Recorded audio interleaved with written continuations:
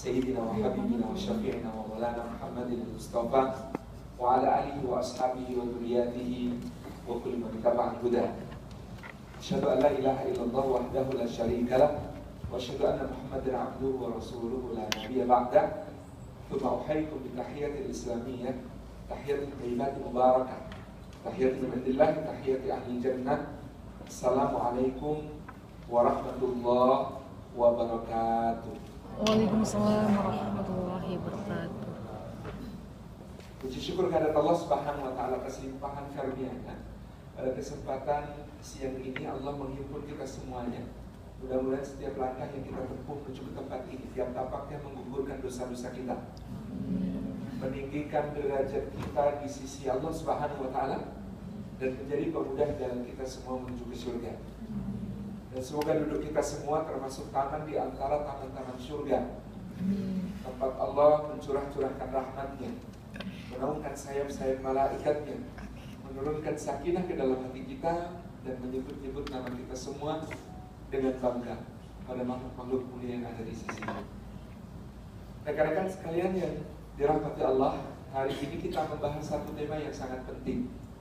Yang diamanahkan kepada saya adalah tema Al-Ikhlas. Betapa beratnya membahas tema ini karena bahkan yang berdiri di hadapan antum semuanya, saya masih sangat meragukan diri saya, apakah sudah benar-benar bisa menghayati satu kata yang ringan diucapkan tetapi sangat berat untuk dijalani ini. Apa itu ikhlas? Kata khalas dalam bahasa Arab artinya tuntas, bersih. Maka ada ungkapan di dalam Al-Quran Al-Karim, nusqikum min butuniha min baini farsin wa damin labanan khalisan sa'igan syaribin. Katakan Allah Subhanahu wa taala, kami memberi minum kalian dari perut binatang ternak itu dari antara kotoran dan darah. Dari antara kotoran dan darah, labanan, ada satu susu, khalisan, susu yang murni, tuntas, bersih. Sa'igan syaribin, yang mudah ditelan, dicerna bagi peminum-peminumnya. Maka kita bisa melihat di situ bahkan labanan khalisan, susu yang murni pun untuk mendapatkannya tidak mudah, karena susu yang murni terancam oleh tercampur dengan kotoran dan darah. Betapa tidak mudahnya mendapatkan keikhlasan itu di dalam kehidupan. Karena perumpamaannya saja susu murni yang tidak mudah didapatkan karena sangat mudah tercemari oleh kotoran dan darah. Kita akan lihat itu nanti. Pertama kita ingin tahu apa makna ikhlas sebenarnya. Kata akhlasa yukhlisu ikhlasan, di situ berarti upaya untuk memurnikan, upaya untuk membersihkan, upaya untuk menuntaskan. Dan dalam istilahnya berarti upaya untuk memurnikan ketaatan kita hanya kepada Allah Subhanahu wa ta'ala. Maka Al-Quran Karim menyatakan di surah Al-Bayyinah yang selalu kita hafal, wa ma umiru illa liya'budullaha mukhlishina lahuddin hunafa. Dan tidaklah manusia itu diperintah melainkan untuk beribadah kepada Allah Subhanahu wa taala dalam keadaan mukhlishina lahuddin, dalam keadaan mengikhlaskan diri, memurnikan diri, bahwa ketaatan itu, bahwa ibadah itu, bahwa segala yang kita lakukan itu hanyalah untuk Allah Subhanahu wa taala. Di satu-satunya misi kita di kehidupan dunia ternyata adalah untuk menjadi orang yang ikhlas, untuk menjadi orang yang bersih, untuk menjadi orang yang tuntas, untuk menjadi seorang yang murni, menjadi hambanya Allah Subhanahu wa ta'ala, bukan hambanya yang lain. Menjadi orang yang mengabdi kepada Allah semata-mata, bukan kepada hawa nafsu kita, bukan kepada perkara-perkara dunia, bukan kepada jabatan, bukan kepada harta, bukan kepada seseorang yang kemudian kita agungkan, tidak, tetapi semata-mata kepada Allah Subhanahu wa ta'ala. Ikhlas. Maka ikhlas itu adalah penanda penting bahwa kita betul-betul hambanya Allah. Ikhlas itu penanda terpenting bahwa kita ini hambanya Allah Subhanahu wa ta'ala.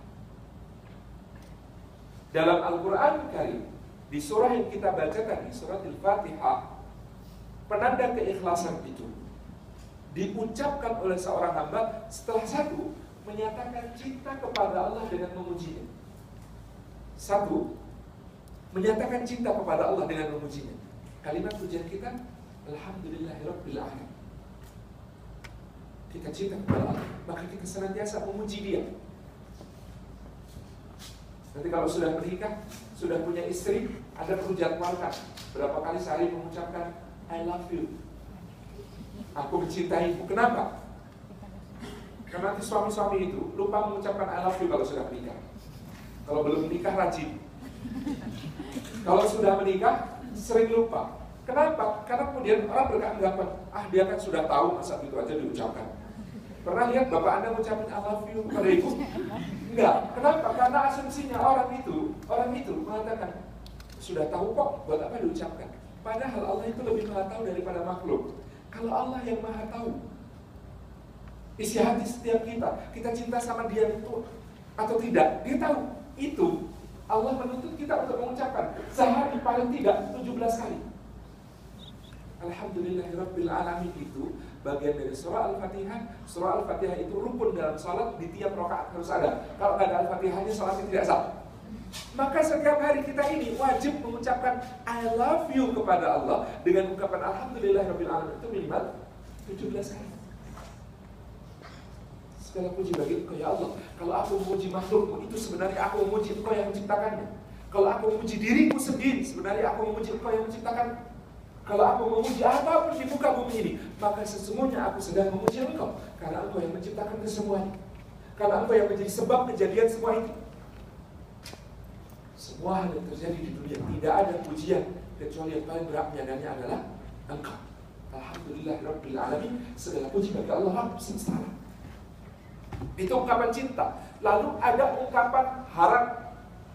Kita ini berharap kepada Allah Subhanahu wa ta'ala, maka kita memuji Dia, mengagungkan Dia, memuliakan Dia dengan satu ungkapan Ar-Rahmanir Rahim, yang maha pengasih, yang kasihnya tidak memilih-milih, yang maha penyayang, yang sayangnya tidak berbilang-bilang. Allah itu maha pengasih, maka sifat Ar-Rahman itu tidak ada orang yang bisa memilikinya, karena Ar-Rahman itu mengasihi siapapun,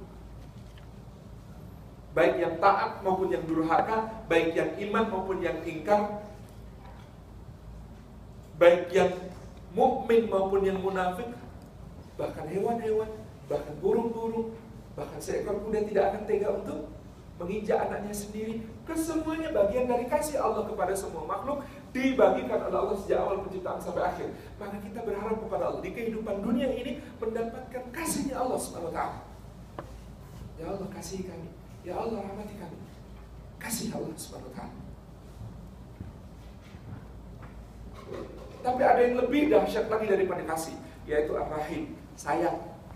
Anda dikasih belum tentu disayang. Ya kan? Kita kasih, sayang nggak? Belum tentu. Jadi jangan GL kalau ada yang kasih, belum tentu tanda sayang gitu. Boleh jadi kasihan, kelas statement gitu ya. Dikasih kemudian, itu belum tentu tanda sayang. Jadi salah kalau mengira itu orang kok kaya raya di dunia, apakah dia disayang Allah? Belum tentu. Dikasih iya, disayang belum tentu. Kasih, sayangnya nanti dulu. Sayang itu untuk siapa? Hanya untuk hambanya yang beriman dan bertakwa kepadanya. Itu makanya Ar-Rahim. Kita ini berharap kasih, juga berharap sayang. Ya Allah, lawang yang tidak kau sayang saja kau kasih, masa kami yang beriman kepadamu dan kau sayang tidak dikasih? Kan begitu. Harap kita sangat tinggi kepada Allah Subhanahu wa ta'ala. Dia Ar-Rahman, pengasih. Dia Ar-Rahim, penyayang di dunia sampai di akhirat. Sampai Rasulullah mengatakan kasih sayang Allah itu 100 bagian. Yang satu bagian diturunkan melekat pada sifatnya Ar-Rahman, bagi untuk semua makhluk. Sedangkan sayangnya 99 bagian ditahan oleh Allah, diberikan hanya kepada hamba-hambanya yang benar-benar bertakwa.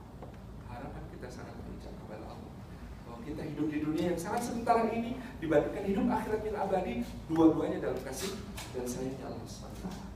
Yang ketiga, kita mengungkapkan takut kepada Allah. Jadi cinta yang sempurna itu ya ada cintanya, ada harapnya, ada takutnya. Kalau suami cinta kepada istrinya, dia juga ada cintanya, ada harapnya kepada istri, tapi juga ada takutnya. Masa nggak takut sama istri?